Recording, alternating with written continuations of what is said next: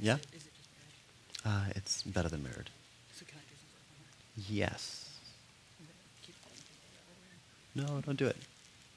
We'll do it later. Okay. Sweet. Okay. Hi, everyone. I'm Asheesh. Can I see a wave of hands? Hi. Great to see you this morning. It's super early, so thank you for being here. So I'm Asheesh. That's Jacky, and Nicole is here in the middle. We are teaching this Getting Comfortable with Web Security tutorial. And I want to start by telling you a brief story. So this is PyCon 2015. Oh, and if any of you want to be in a different tutorial than this one, then you should take note of that now. Like if you're in the wrong room, now's a good time to detect that because the other tutorials are also starting. Great. So I'm going to tell you a brief story about one story about why security matters to me. So last year, I was giving a talk called Turn Your Computer into a Server with me and Karen Rustad. And the talk was about TCP ports and interfaces and port forwarding. And we were running a demonstration where on my laptop at the presentation console during a talk, I was running a Django app that was a poll, kind of like the Django tutorial. It was put together by my friend Nate Ani, and I told people if you want to go visit it, you can vote in the poll at this URL here. And if they go there, they would see an option of which is better, Django, Caffeine, or Chewbacca, because that was the default data that Nate Ani put into this poll, and I thought that'll be a fine demo for how port forwarding works. So people clicked on this link, and what they saw was a website like this one. They could click on View the Existing Polls, and what I was hoping to have them find was this list here, which is the most awesome, Django, Chewbacca, or Caffeine.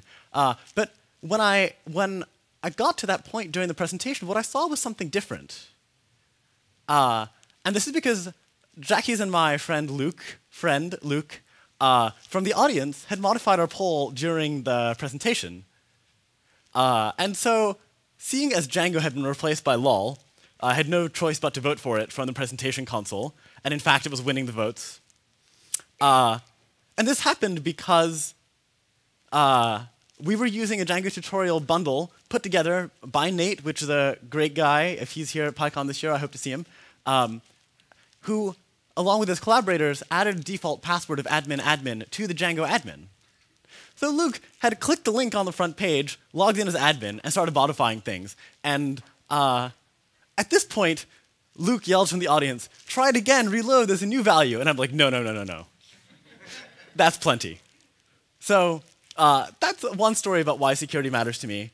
I should maybe get Jacky and Nicole up here to at least briefly state who we are. There'll be some other teaching assistants, too, who you'll meet over the course of the day.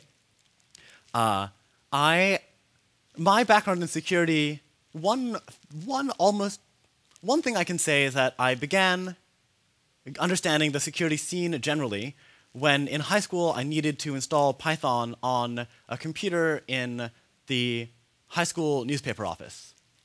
The high school newspaper office Windows 2000 machine didn't give me admin privileges, and at the time, and maybe still, on Windows, to use the default Python installer, you need admin. So I did some research, and I discovered that there was a program you could run that would exploit a Windows privilege escalation vulnerability to let you run anything you want as a local system admin. So I used that to install Python, finished the install, and then did some Python programming as part of my volunteer work at the high school newspaper to turn the PageMaker website into HTML. Maybe that's a story about unpatched vulnerabilities. So I'm now, anyway, I had been, when I proposed this, a security engineer at Eventbrite, which is how I knew Jacky and Nicole and how I knew they wanted to work on this talk. Actually, I knew Jacky before that. That's how I met Nicole. And now I work as a software engineer at Sandstorm, which is a security-conscious way to run server apps on your own server. I can talk more about that during the break. Jacky, do you want to come up here and say who you are? Into my microphone? Actually, I don't know how that'll work. Maybe you should just say it loudly. Okay. Hi, I'm Jacky. Asheesh and I know each other through various strange friends, many of whom are here actually. I currently work at Eventbrite and got interested in security mostly because a lot of my friends are, which I guess is a convenient way to get into many things. Hi, Nicole. Who are you? I mean, I already know.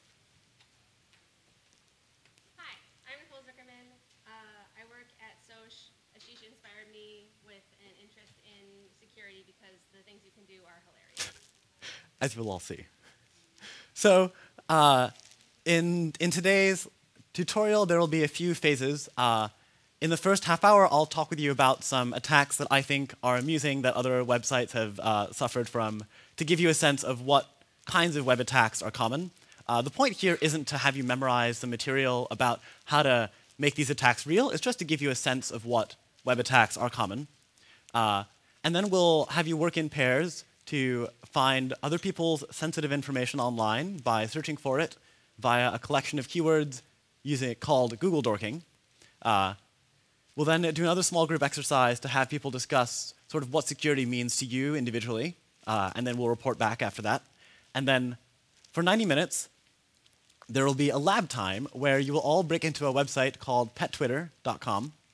Pet Twitter is like Twitter for pets. It's a great website to let you add information about your pets and share short updates on behalf of them.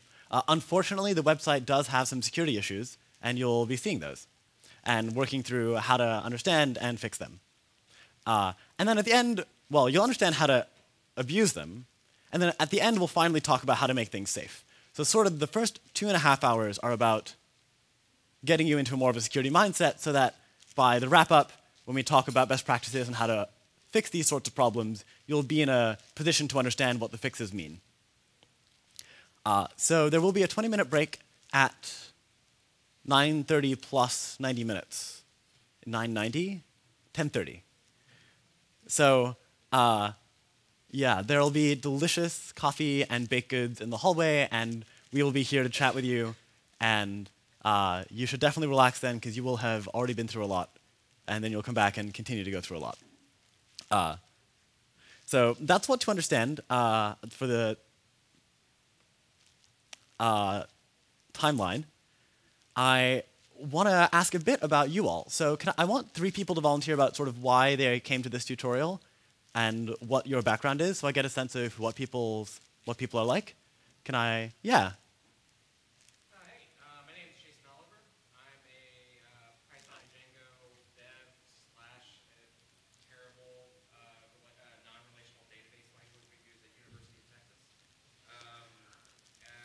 I'm interested in web security because we have a lot of people at our campus that do a lot of infrastructure and a lot of web security for a lot of the departments. And it kind of removes that responsibility from the individual devs that are out. But that's not great because we still have to all think about it. And so I'm kind of chopping it all up, because that's not how I eat it. If you're eating Ethiopian food, it could be. So can I hear from one more person? What brought you here? What do you want to learn? What's your background? Yeah. My name's Matt Bachman. I work for a cloud security firm. We focus mostly on securing Drive and policy management, that kind of thing. And I just came here to brush up more on the more specific website security stuff. Cool. And can I hear from one more person? Yeah. My name is Nancy. I'm the head of QA for a company that does two-factor authentication. So since I'm head of QA for a company that's related to security, I want to do some testing. Cool. Yeah. When I worked at Eventbrite, QA people definitely found some really good security problems that we then fixed. Yeah, so hopefully this will be fun. The rest of the next 18 minutes, I'll be giving you a tour of a few different attacks that websites have fallen vulnerable to. And one other thing I should say is that there will be a feedback form you can access using the app called Guidebook that the PyCon organizing committee has set up. If you need help finding that and giving us feedback, then find me during the break or find any of the rest of us during the break. I don't know that I know, but I can figure it out. There'll be 20 minutes. It'll be fine. So let's talk about some attacks. So Tweetdeck. How many of you have used Tweetdeck? It's a great website. It's a great app for letting you see Twitter in columns. I was hoping for more images. Oh, well. So anyway, last June, a 19-year-old was trying to tweet with a Unicode heart and to understand how to add emoji to Tweetdeck. And So this fellow, Firas, he made a tweet like this. I don't speak that language, I will try. So he was tweeting and managed to put his Unicode heart emoji into the end. But of note, on TweetDeck, this strong test /strong was rendered with the word test being bold. Now, what could possibly go wrong here? It's great to have formatting on the web, after all. But another person picked up on the fact that this meant that TweetDeck, if the tweet ends in a Unicode heart, would execute the HTML in the browser just like as real HTML. So another person put together this tweet, which I'll dissect in a moment. But what's as interesting as this tweet is what Twitter did next. They turned off TweetDeck because they didn't want people to be experiencing that tweet. So let me dig into exactly how this works. This is a JavaScript tag. At the end, I must be having a problem with images or something. Oh, it's because, OK, anyway, I don't know. Anyway, I'm having a bit of a problem with images, but this tweet does end in a Unicode heart. That is what causes TweetDeck to render it as real HTML. And so I'm going to dissect a bit of how that works. There's a script tag, and there's an alert. So this causes a, oh, I'm quiet now. OK. Isn't that strange? Should I be worried about this? OK, great. OK, cool. So I would just turn down because there's too much of me. OK, so this thing will cause a pop-up box to appear that you have to click OK on that says XSS in TweetDeck, which I presume that many of the people reading these tweets in TweetDeck didn't really understand what XSS in TweetDeck meant. That's fine. This tweet has another feature, which is that since TweetDeck includes jQuery, this tweet can use jQuery via the $sign to find the retweet button right at the bottom here and click it for you. Very convenient. And this script tag, as written in the tweet, has a CSS class called XSS, which isn't an attack by itself, but it's used in the rest of the JavaScript. This line causes this finds the script class, it finds the parent in the DOM, it finds the link that is the first child, and then it clicks that, which turns out to be the favorites button. So there's 10,000 people who appear to like this a lot. But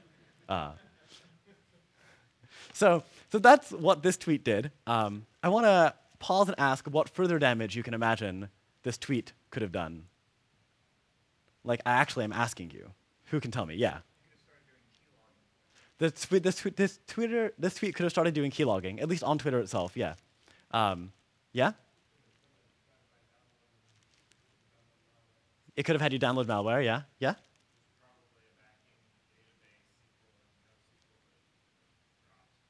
Well, that'd be hard from the client, because hopefully, so the proposal was that it could, there surely must be backing databases at Twitter that could possibly have been dropped. This does run in the browser of each user, so it doesn't run server-side at least. So hopefully Twitter users can't already delete the Twitter database. But it could use the user's own Twitter account to do all sorts of other malicious stuff, like delete all their own tweets.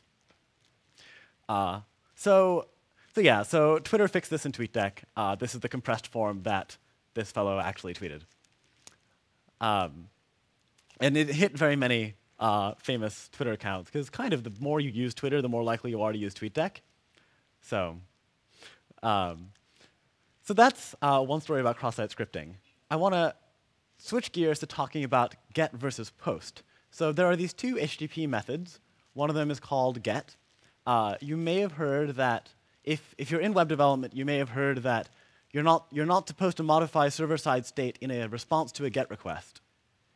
What are you supposed to use instead? Post, yeah. And about 10 years ago, Google made this really clear. So there was this product called Google Web Accelerator, which you can see how much time it's saving you in a screenshot from the website encouraging you to download it.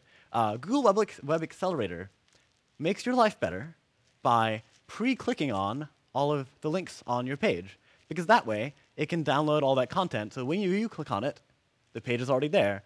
And you can see that somewhere in the settings here. There's this feature of prefetching that you can enable. This nice person has enabled prefetching. So that's great. It's going to save 7.5 minutes, maybe more. That it can interact poorly with some web apps, though, especially before this get versus post distinction was made very clear to web developers. So there's this web app called BaseCamp, or at least there was. Is there still? Yes, great, great. So there is this app called BaseCamp, which I think is where Ruby on Rails came from. So maybe I should use a different example of PyCon. And whatever, it inspired us for Django? I don't know. So anyway, this is their admin settings page where you can add and remove users. There's all sorts of great features here. You can uncheck people to make them admins or not. You can click the trash can to delete them. And if you were to click the trash can to delete the first one, your browser would issue a GET request that looks kind of like this. So what happens when you have Google Web Accelerator and it eagerly clicks on all your links, for example, those trash cans, and deletes all of your users automatically. So that way, if you were to click on those trash cans, the deletion would already be done. Then the authors of BaseCamp write a really sorry blog post about how accidentally Google Web Accelerator interacted poorly with their app. And it's Google Web Accelerator's fault, but regardless, they will fix BaseCamp to need post for actions that modify server-side state. So this is not a security problem by itself. It's something that was running inside the user's own browsers. But this get versus post distinction is part of a building block for this attack called Crosssite request forgery that we will see more of. So that's one of these. My final example is a sad attack that occurred against this wiki engine called Moin. Moin powers wiki.python.org. It powers wiki.debian.org. It's a website for letting you make websites. It's a software package that's open source to let you make websites that are editable on the web. It has all sorts of plugins to let you do more than just write text on the web. And one of the things you can do with it is you can draw things using this Java applet called TwickyDraw, that if you have Java applets enabled, it will show this thing in the edit box, and you can write vector graphics, and hopefully this is useful in technical documentation on the wiki. I don't know that anyone has intentionally used this on the wiki.python.org wiki, but I'll tell you how the back end works. This applet, just before it loads, is assisted by a plugin for Moin. And loading this applet will eventually need to save its data somewhere. So the way it requests a file to be saved is it makes a GET request to this URL here. This basically reserves this file name image.tar for it to write to later. And so the server receives this request and responds with a file authentication ticket. Let's say it's this hexadecimal thing there. Then you use the Java applet, and when the Java applet is done, it sends a post message to the TwickyDraw plugin telling it to save. And instead of providing the string file auth ticket, it'll provide this token. So that way the server knows that the person submitting this post request is the same person who requested to write to that file. That's good, and that actually works properly. The native format of Moin's TwickyDraw plugin is tar, which is basically like zip files. And this plugin makes definitely sure that whatever you upload with this post request, which presumably came from TwickyDraw, it definitely makes sure that it's a tar file. But it's also true that you can make a tar file that is itself also a valid Python file. And one thing this thing doesn't do, it doesn't do two interesting things. It doesn't check the file name of what you're about to upload. So you could upload, instead of image.tar, image.py. But that's not a big deal because the directory where these are being stored is just going to be serving them for download. It's not going to execute them. But there's one place in the Moin source code where they forgot to check what path the file is being written to. So an attacker simulated the TwickyDraw plugin, requested a token to write to this file here, which means that they were able to write to the plugins directory and install a new plugin by posting here. And the result is that they had installed a new plugin on wiki.python.org and wiki.debian.org so that this URL scheme here would run whatever command you want. So for example, if you want to erase all the server on the data, you could do that this way. All the data on the server, you can do that this way. This was undiscovered for a few months on wiki.debian.org in 2012, if I recall correctly. And I think I was part of the maintenance team of wiki.debian.org, so it's kind of embarrassing for me that I didn't also notice. Somebody in a different Debian derivative emailed the Debian Wiki maintainers months later and was like, something is weird in your wiki. And then people dug into it and found things not literally this in the logs, but literally get !action equals Moin exec, which is not a plugin that the Debian people installed intentionally. Ampersand C equals all sorts of stuff to pull out data from the server so that the attacker could get email addresses and passwords of people so they could presumably break into those people's email accounts and attack them further. Eventually, this was all documented, and you can read about this if you search for Moin remote code execution 2012. And as I recall, this also affected wiki.python.org. So if they did a thing to cause us all to make new accounts, I forget if they did, then this was the reason. They certainly did on wiki.debian.org. So yeah, the way this thing works is this polyglot file, this file that has multiple valid file types, which is a crazy concept, and a bug in Moin allowed remote code execution in that you could drop this file into the plugins directory. I think there's one other interesting thing to say about this particular bug. When Moin is running, it does not need the ability to install new plugins. If Moin, when running, does not have permission to write to that plugins directory, then this attack wouldn't have worked. It did. Oh well. The default recommendations for how to install Moin actually leave that open. So anyway, those are some stories about security problems. We've seen a misconfiguration, a default password on my presentation a year ago with Karen Rustad. And I'm the one who set up that app, so it's entirely me, not Karen, who caused that. And you can, yeah, when my boss, the head of security at Eventbrite, was in the audience, I was like, you know, I probably should have looked better in front of him. Anyway, you've seen the building blocks for Crosssite request forgery. You've seen a Crosssite scripting attack on TweetDeck, and you've seen this code injection issue. The next thing we're going to do is do this exercise on your own computers called Google dorking. So, Nicole, do people understand the idea that they're to pair? If not, should I say that? Everyone has an arrow that points left or right that says exercise 1 button. Wow. So for the next 15 minutes, first work by yourself to go to this website here, exploitdb.com/googledorks. This is the think phase of think, pair, share. Work by yourself and find interesting things to Google for, become bemused and horrified. And once that's happened in about 5 minutes, talk to the person next to you and trade notes about what you found. And then for the share phase, 5 minutes after that, I'll have you all tell me what you found. So yeah, do some thinking and Googling.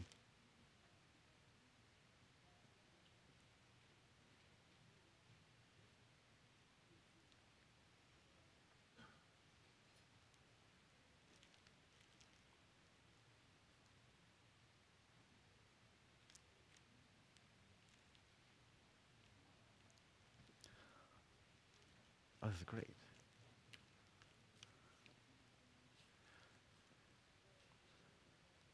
Hey, nice work with the arrows.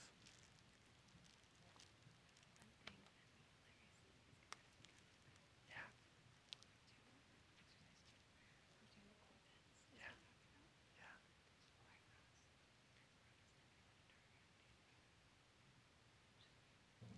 I see. Yeah, tell them to talk to themselves, right? Okay.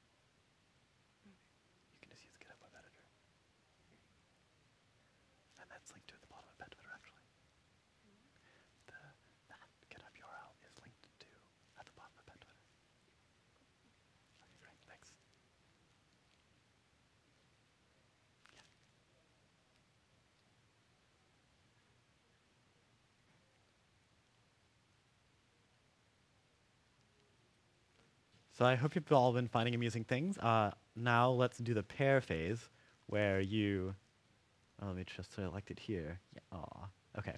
Yeah, talk to the person next to you now about what you found. It should get really loud in here.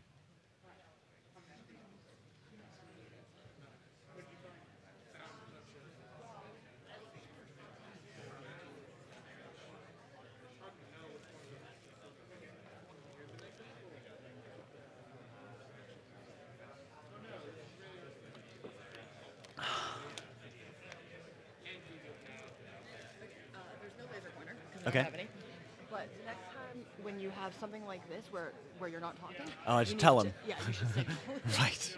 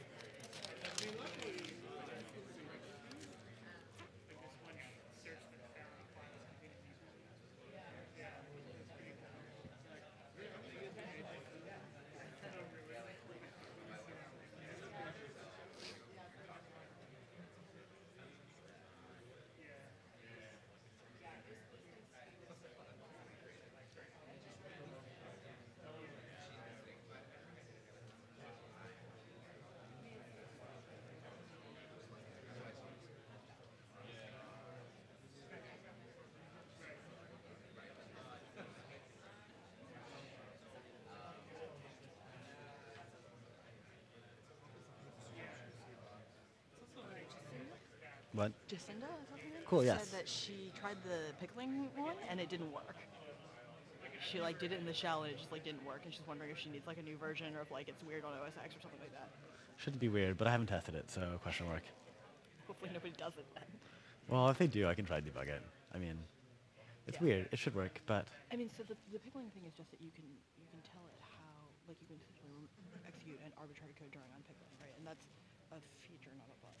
Okay. yeah. So there's every reason it should work. Yeah. Keep quiet when I come by. Oh, it's supposed to be Easter egg? It's arguably useful. Yeah. That way you can make sure that people with interesting things that they've discovered get called on. Quiet when I'm. I can just move the mic around to them.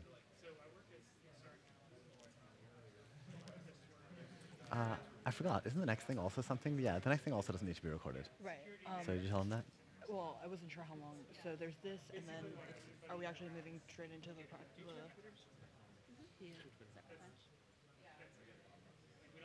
Mine's at Kyoki. At Kyoki. Yeah. Well, it's Kyoki. No, the next thing is the.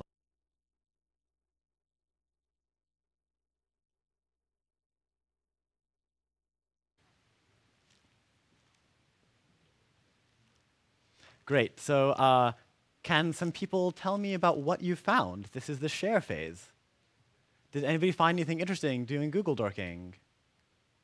In the middle here in the orange or red shirt, yeah. No, not you. That's not an orange shirt. You're fine, too. I just wanted to get you placed first. We found one where it finds anything where there's a SQL instruction for setting password of a user. Wait, how do you find SQL using Google? Like, actual question. Right? No, I don't know. Because the SQL files are available. Oh, somebody has already downloaded a SQL dump of the database, and you're just discovering that file lying around? Yeah. Amazing. Okay.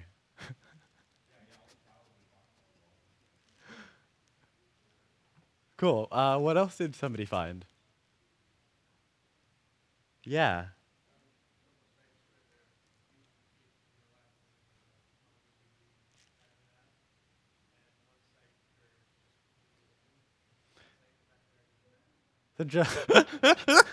Sorry. Just to repeat that for the recording, there's a PHP app called PHP Mongo Admin. Is that right? PHP MoAdmin. And you can search for this app on the web, and you can find one instance with no access control at all, where people have been doing all sorts of nonsense to their poor Mongo database. I mean, it's great. It's free Mongo hosting.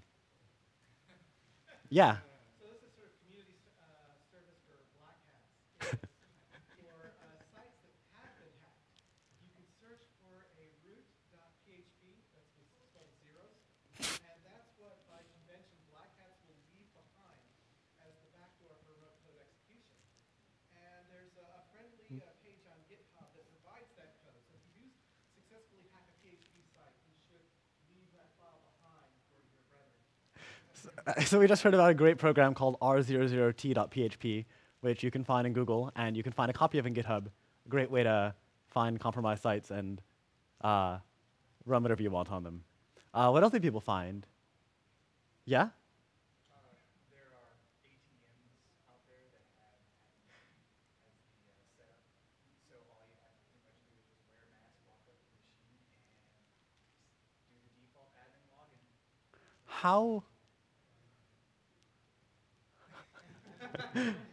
Great. Yeah, so I'm not the only one. Yeah, in the back. Yeah? Oh, you tried using...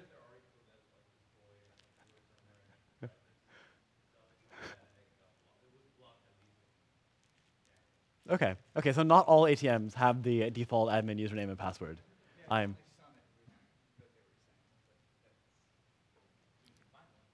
Did anyone find anything else? I guess I've heard a lot from this side. What about this side of the room? Oh, I should stay in the video. What about this side of the room? You all did some Googling, right? What did you find? Yeah? Certificate files, Oh, all over the place. certificate files, yeah. .git repos with .git folders, which was hard to tell if it was actually a problem or if it was just, this is how I deploy my website. Right, .git folders, that's interesting. Oh, but that means that you could clone their source code. I was trying to see if I could do that, but it's not clear to me. Okay, I guess with Git, you have to run git update refs or something in order for it to support HTTP-based cloning. So they might have not made it easy, but it might possibly work. It just would be slower. We can talk about that at the break if you want. Anything else people found on this side?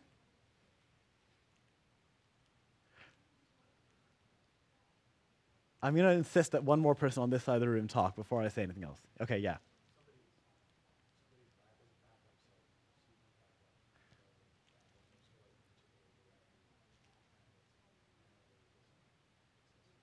Yeah, so there's this CP backups, I think you said, tool that stores your backups. And what kinds of data is backed up in CP backups? Okay, what's inside the gzip tar files?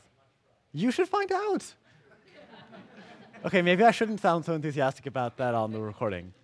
But yeah, I guess this is a fine time to remark that you should only use your security skills for good. Yeah, like one of my favorite thing that I found here was that maybe it's the same. There's a WP backups program that stores WordPress backups, and it has a 6-time standard file, your file name. So if you search for that file name on Google, you end up with zip files of people's entire WordPress sites. That's not that interesting because it's a public blog. I guess it includes their private draft posts, which is marginally interesting, but it also includes their entire MySQL database backup, which includes their hashed passwords. So now you can run a password cracker against those hashed passwords to turn them into plain text passwords, and then you can break into their email accounts probably since people reuse passwords. So that's really sad. I didn't do that. I did unzip the files though, so. Yeah, so I'm glad people found some things. We have another small group exercise, which we don't need to record, what? Oh, all right, thanks. We have another small group exercise, and this will take about 15 minutes on, and after I introduce it, I don't need the recording for a little bit. Hey, Nicole, how do people know what to do for group 2, for thing 2? They should have arrows indicating Wow. where their other buddies are. You should have arrows indicating where your other buddies are. You should be in groups of 4 or so. And Philip is patching the remainder. Yeah. The back rows are basically going to be a group of Each back row be a group itself. back row is going to be a group of itself. Great. Everybody else should have like little groups of 4 throughout the room, basically. So the point of this is to have a small group conversation about what you're trying to protect. Like, we're talking about security, and we're going to do an exercise soon about having you exploit some specific technical attacks on a web app that we made called Pet Twitter. But before that, I want you to think about why you care about security at all. For me, I don't want people breaking into my server and sending out spam and then causing me to not be able to send email from my server, for example. This happened. I wasn't that excited about it. So have these conversations in small groups. We'll have TAs wandering around to try to help you hone the conversations. But I think you can all figure out among each other what's at risk for you. So we can cut the recording now and talk for 15 minutes. No. Great. So Nicole will introduce the next activity, which means that I'll have to give her the headset. Have you finished assigning instructors to groups, et cetera? Sweet.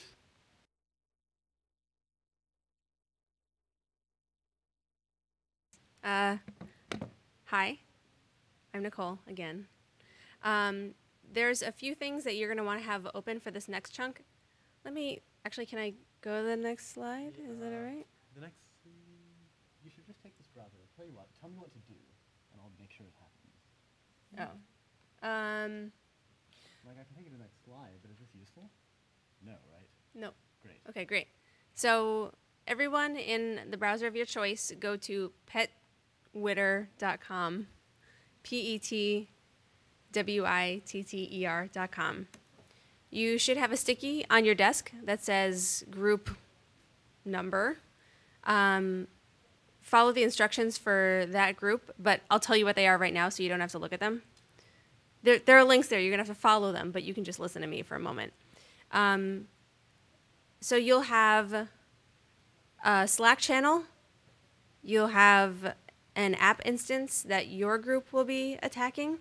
Click on both of those things, and then go back to the top of the page and click on the thing that says lab material.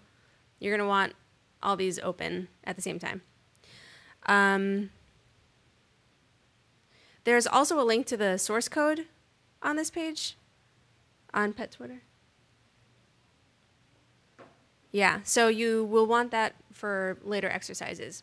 Basically, here is the lab component of today's tutorial. You're going to go through individually a bunch of slides. That's the lab material. And we'll explain a few attacks, and then you'll try to do them on the instance that you have. We would like this to be social, so if you can, in your Slack channel for your group, say like, hey guys, check it out. See this thing that I did to this site. Because these are hilarious failures on the part of the web app, and it's kind of entertaining to share the things that you've accomplished with each other. If it's going to be something that's going to like destroy their data or something, if they click on it, warn them. Just saying. This is also in the slides, but just want to say it out loud because sometimes that makes things stick a little harder. So that's basically what you need to know. We're going to have a 30-minute chunk of working on these exercises. Then we'll have a 20-minute break for your brains to decompress, and I hear that there will be snacks. And then we'll come back, and you'll start where you left off, and we'll go for another hour. One cool thing about this is that we would like you to interact with us. Every group has a TA. Some of them are along the back wall, and Jacky, Asheesh, and I each have a group as well.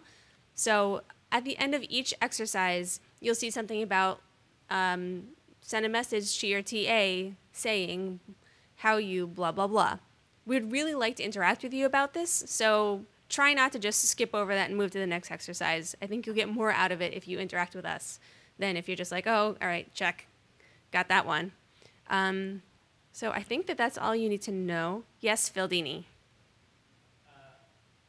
it worth introducing all of the TAs right now, or would you rather not? Yeah, and then Yeah. we can send them to their groups. You even know which people they are? Yeah, Sure. these are all your friends. Okay. Let me go back. Exactly. So on the front page of Pet Twitter, in order, Group 1 has Asheesh. Hi, I'm Asheesh. That's group one. Which is Group 1? There's three of them. Hi, Group 1. Awesome. I'll meet you all soon again. Maybe if your group gets called, raise your hand Who is Ledimir Curiel? Hi. This is Nicole. Where's group 2? Great. Kyoki. That's Jacky. She's with group 3. Group 4, Marietta. Can you stand up? Cool. And where's group 4? Great. So you'll all be working with Marietta. Julia. Hi, Julia. Where's group 5? Yeah. OK, you'll all be working together. Group 6, Jeffrey Thomas. Where's Jeff T? Great. Group 6. Group 7 is led by Philip Fildini. Jacinda. Hi. You're with group 8. Group 9 has Jason Worth. Hi, Jason. Sweet. And Carol Willing. Hi, Carol. Great. And where's group 10? Hooray. And I think that's everyone. And question mark. OK, we don't have a question mark. That's fine. Great. OK. Everyone go to your groups. Go. Be free. Yet. Great. Hi, everyone again. Hi, everyone again. Hi. Great. First of all, can I get a round of applause for our TAs? Can I get the TAs to actually stand up? You're standing. Can you stand? The other TAs, can you stand? Yeah. Thank you all so much.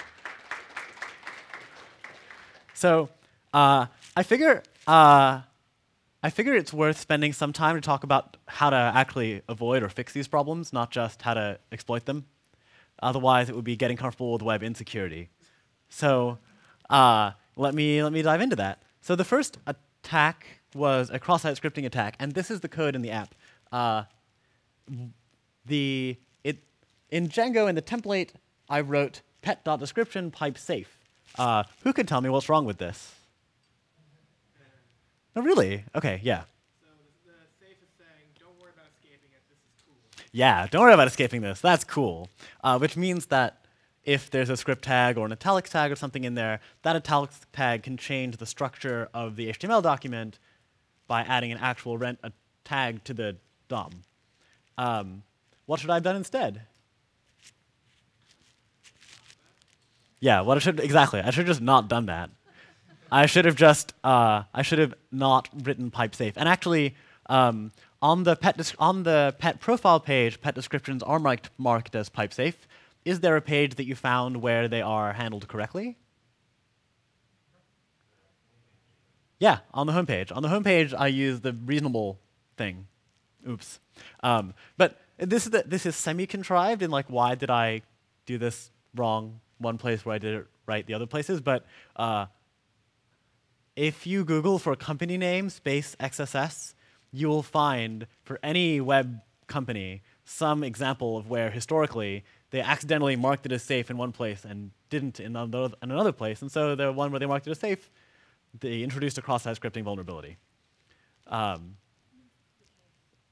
like the case that sometimes you do actually want to, like, if you're generating HTML on your server and you want it to be rendered, and sometimes if you're just not careful at making sure that that's always coming from something you control, and so, like, legitimately you want a safe tag there, but you aren't careful about what ends up there. Right.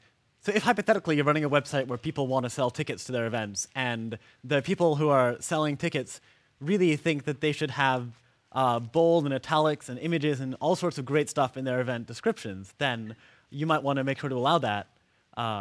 Did any of you write an image tag that executes JavaScript? Yeah, OK. So it turns out that image, just checking which tags you use isn't enough. You have to be extraordinarily careful about what attributes are allowed on those tags. In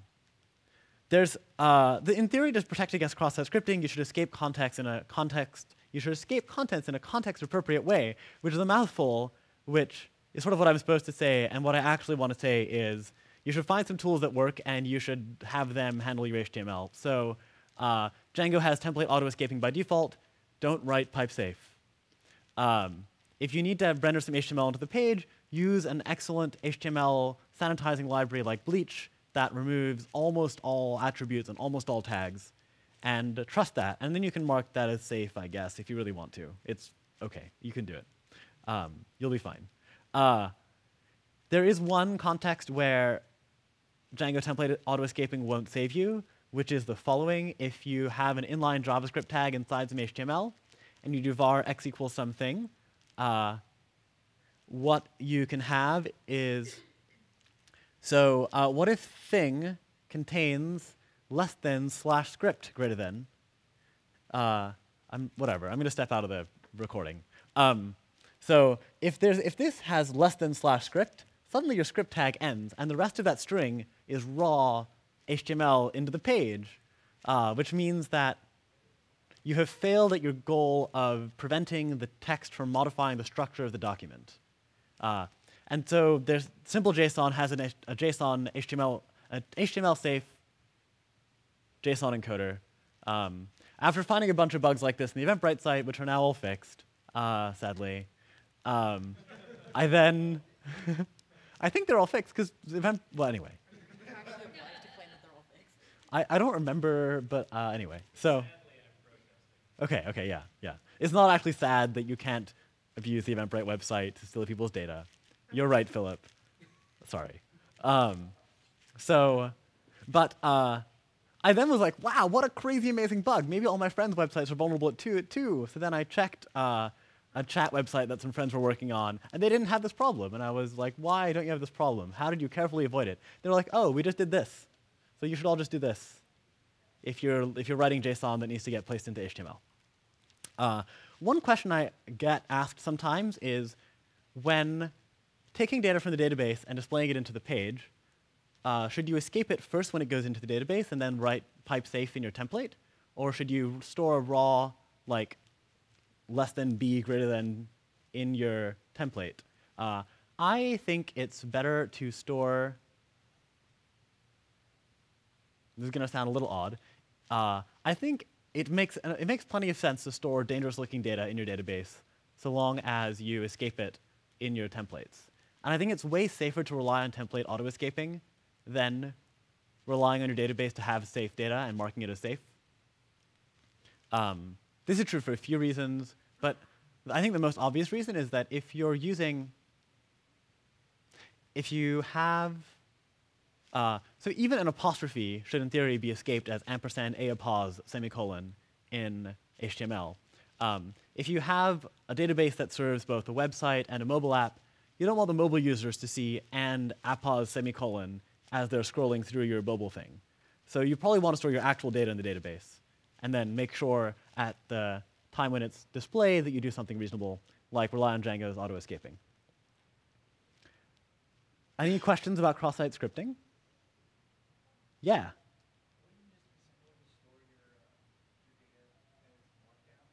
Yeah, so one question is, would it be simpler to store your data as Markdown? Okay, so then here's a question for you. Can you include arbitrary HTML in Markdown? It's definitely part of the spec. So I don't recommend that. Yeah, that's what makes it such a great spec. Also, the spec, there is a lot that is underspecified about Markdown. And so different Markdown renderers just render things differently. Whatever, it'll be fine. Any other questions, though, about cross-site scripting? Well, let me phrase it a different way, though. If you have a text representation like star space word instead of ULLI word /li/ul that you do like and that you know doesn't generate arbitrary HTML, then using that in your database would be glorious. Yeah. Then you could have a totally reasonable function to turn that into the HTML on the page. Any other questions about cross-site scripting? Okay, sure. So default passwords. How many of you found the default password in this app? I hope all of you. What was the username? What was the password? Until people in the groups changed it, which I did not predict, actually.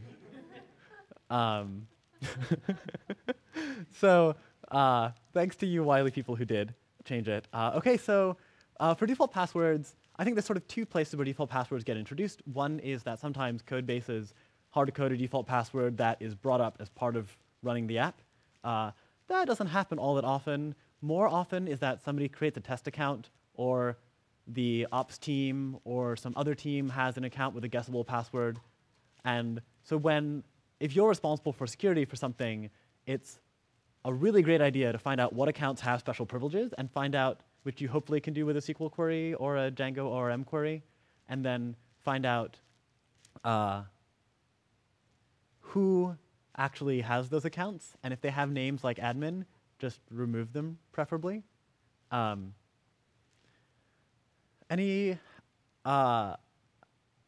heard someone someone on the chat talked about having a default password on their home Wi-Fi router, for example. That's totally a real problem, and I'll say more about that in a moment. Anyone have any questions about default passwords? Yeah. Yeah. The question is, are there default password lists? Definitely. Yeah, if you just Google default password list right now, there's lots of lists. They usually are for this appliance, their default login is admin with a blank password. So for this wireless router, for this, and so on and so on. This printer, and so on. And beyond that, guessable passwords are approximately as bad of a problem as a default password. And you can find if you Google for a list of popular passwords, you'll find popular passwords, which nobody should have this list, right? But anyway, now that they're available, you can use them. And preferably, you should use them to find out if other people in your company, for example, have set up bad passwords so that you can get them to fix them, rather than by breaking into other people's stuff. But if you do find vulnerabilities like that in other people's stuff, you should report it nicely. Any more questions about default or guessable passwords? Yeah, is there it's half a hand?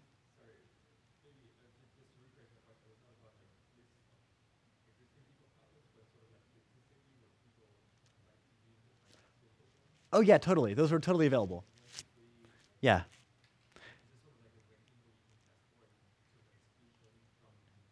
Yeah. Oh, right. Okay, look, so we're just going to Google this. Will it work? Yes. List of common passwords. The 25 most popular passwords of 2014. Annual list. 1, 2, 3, 4, 5, 6 is the winner. Followed closely by password. I was hoping for admin, but maybe that makes sense to not be that common. Monkey, there we go. So if any of these are your passwords, you should probably change them. Sorry to reveal that in front of everyone. Don't say that though. What do you say? Oh, where do they get the data? That's sort of what I was trying to say about nobody should have this list. So. I mean,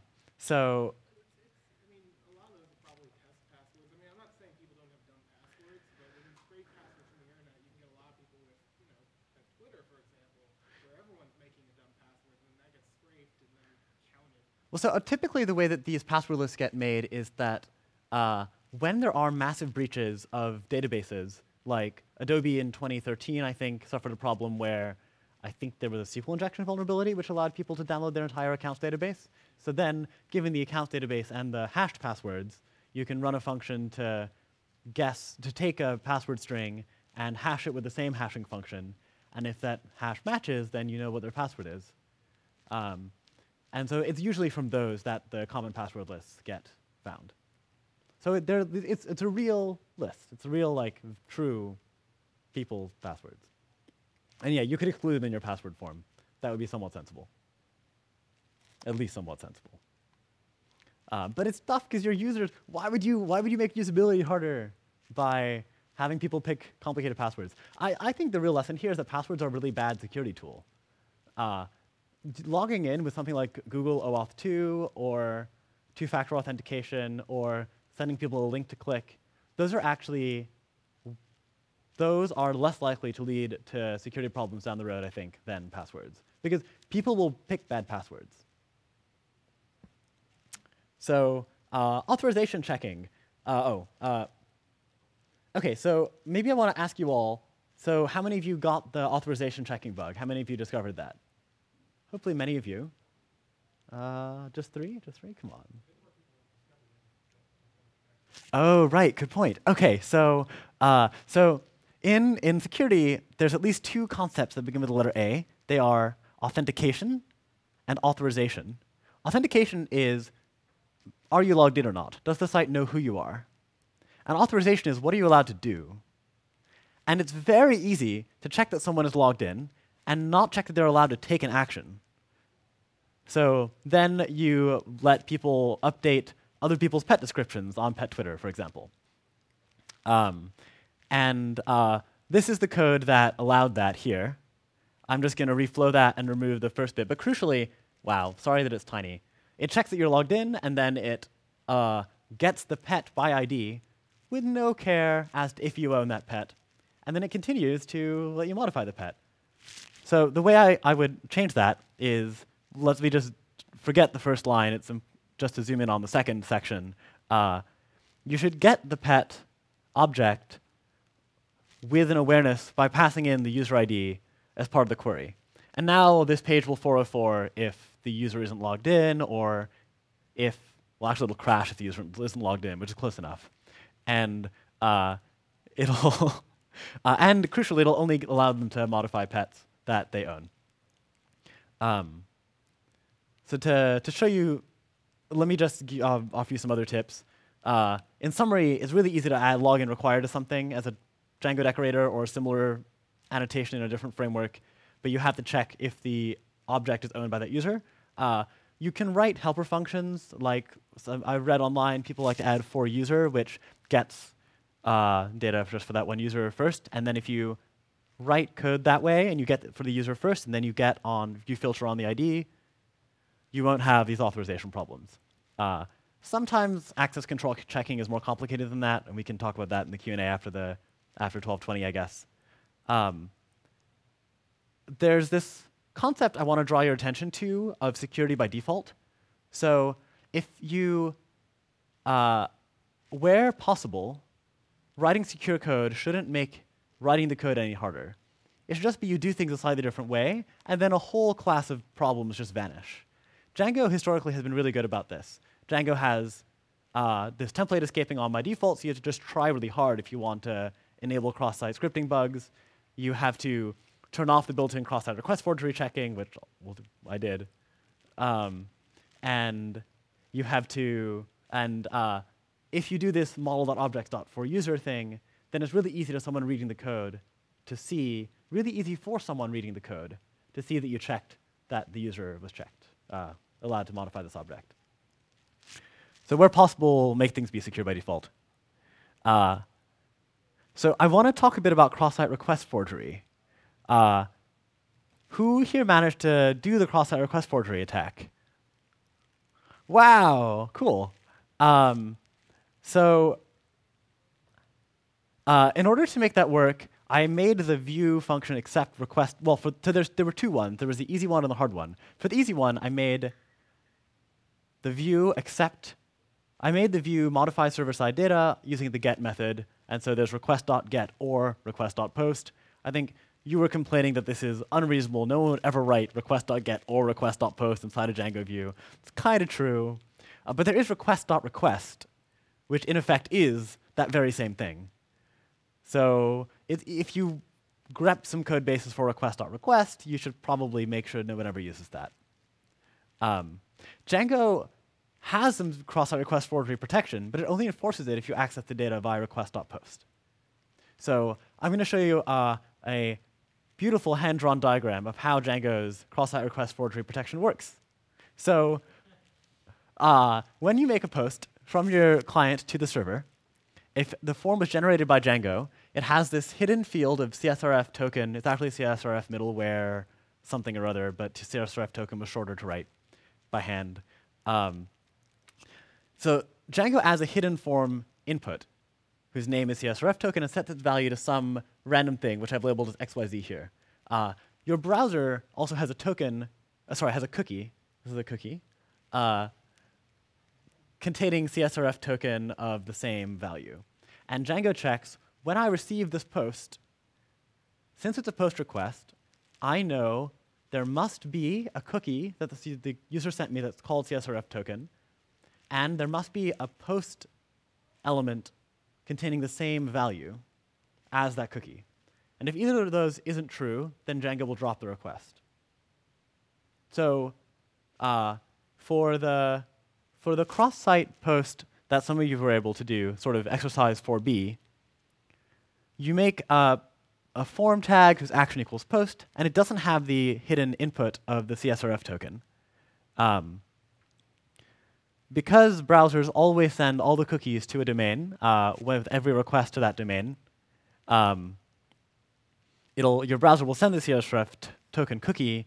There isn't a form element there. Because I disabled the CSRF protection with @CSRF exempt, Django allows that to go through. But normally it wouldn't. Normally it would block that request because there's no hidden input in the form that matches the cookie. Was that clear? People's looks don't inspire confidence, but maybe it was. We can also talk more about it afterwards if you'd like. I'll be here for a bit. So yeah, to protect against cross-site request forgery, use a post if you need to change some server-side data. Django has this CSRF token you need to add to the forms, which it now enforces by default using the CSRF protection middleware. If you're using Flask and WT forms, you can get the same sort of thing with this sort of decorator called CSRF protect from Flask WT forms. So how many of you managed to steal other people to generate a session that will let you impersonate some other user? Cool. So how was that possible? Can someone tell me? Why did the server trust us? Yeah.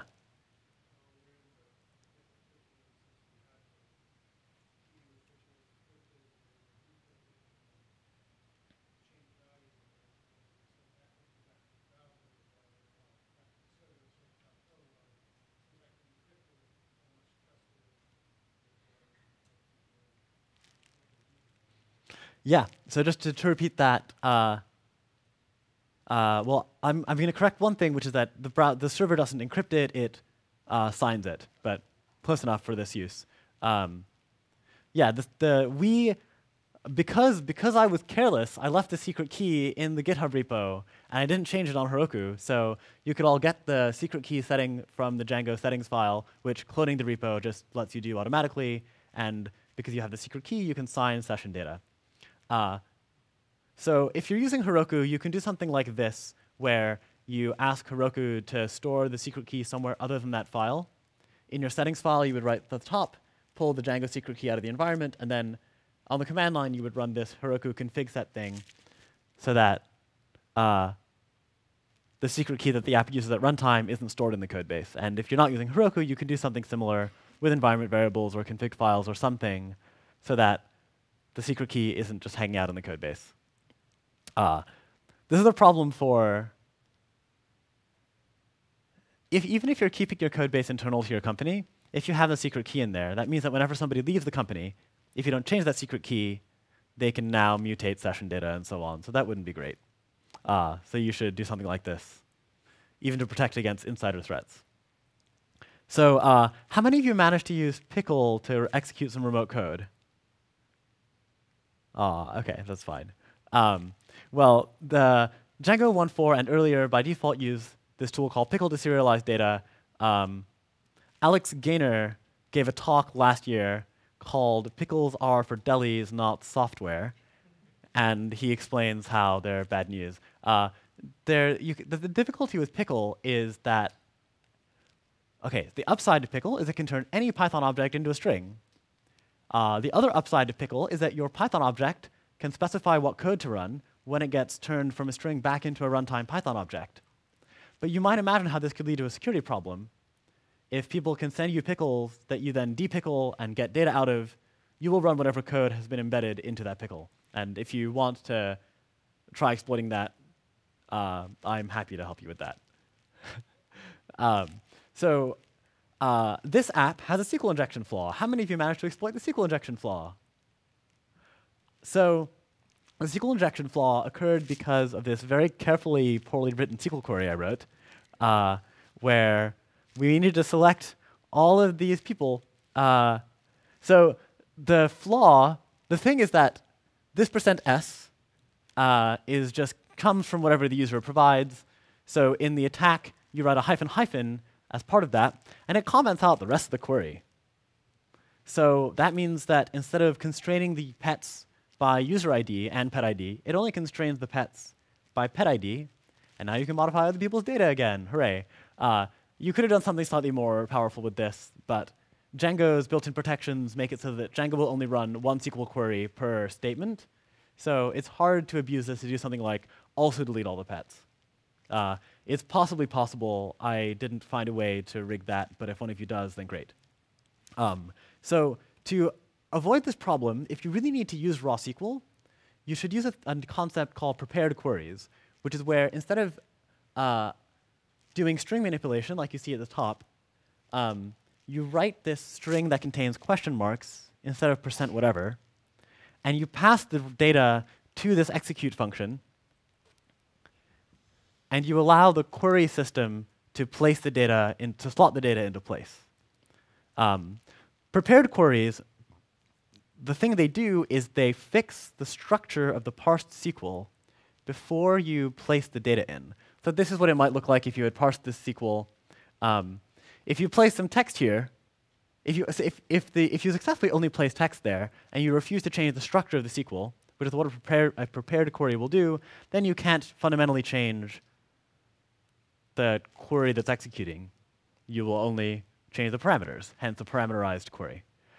Rather than this, you can use the Django ORM instead, or your favorite ORM, SQL Alchemy, and so on. I see that I'm running at -1 minutes left, so maybe I will try to briefly talk about testing and wrap up. So it's really common for people to test that their app works under the right circumstances, but it's really common for people to fail to test that their app doesn't provide data to people it shouldn't provide data to. Like, why would you test for that? You want to make sure it works, not that it doesn't not work. But it's really important you test that it doesn't not work. I recently wrote an authorization bug in a code base I'm working on now, where I was almost ready to deploy it, and I was like, well, I better write some tests. And so I wrote a test to make sure that people couldn't modify each other's data. Then I was like, that test failed. And then I looked at my implementation, and it said, fix me, deal with user IDs. I was like, oh, good thing I wrote the test. Or I could have looked for fix me's. So you need to add these negative tests also. There was this vulnerable dependency that I wrote called Asheesh's Django Optimizer, which had this great diff where inside optimize user, it used to check that request.username was a username that you were loading data for. But in my 100% rewrite, still safe, version 2.0, I accidentally don't check the request user. I just trust whatever you provided as the get. So to avoid that kind of problem, you should pin your dependencies to the versions you've actually tested. And in requirements.txt, we did that for every one of the dependencies except Asheesh's Django Optimizer. And you can do that by specifying version numbers inside whatever dependency system you're using.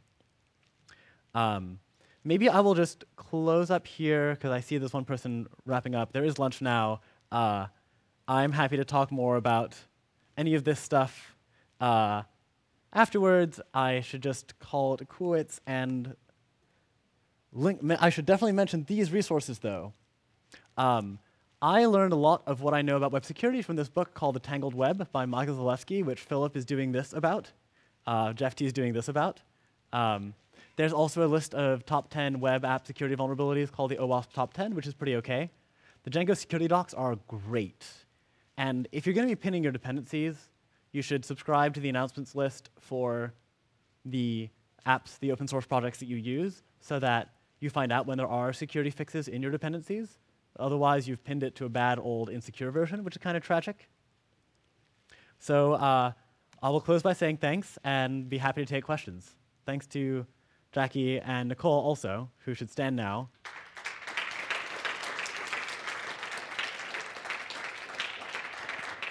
And to Drew Fisher and Karen Rustad for helping a bit with the pet Twitter site. Cheers. Now ask me questions here.